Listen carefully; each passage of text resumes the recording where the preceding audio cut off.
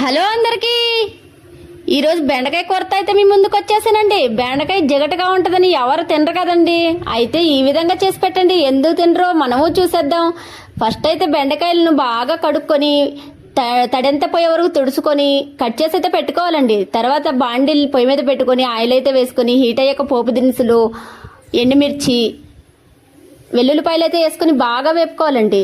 వేపుకున్నాక మనం కట్ చేసుకున్న బెండకాయ ముక్కలను అయితే ఈ విధంగా బాండిల్లో వేసుకొని హై ఫ్లేమ్లో బాగా వేపుకోవాలండి. బాగా కలుపుతూ ఉండాలండి. అప్పుడే జిగట మొత్తం పోయి బాగా ఏగుతాయి. బాగా ఏగిన తర్వాత ఉప్పు, పసుపు వేసుకోవాలండి. ముందే వేయకూడదండి, జిగట పోదు. వేసుకొని బాగా కలుపుకోవాలండి. బాగా వేపుకొని లాస్ట్లో కూసింత కొబ్బరికారం చల్లేయండి. అంతే, బెండకాయ ఫ్రై అయిపోయింది. చూడండి, కొబ్బరి కారం బెండకాయ ఫ్రై టేస్ట్ అయితే బాగా పెంచుతుందండి. ఈ విధంగా చేసి పెట్టండి.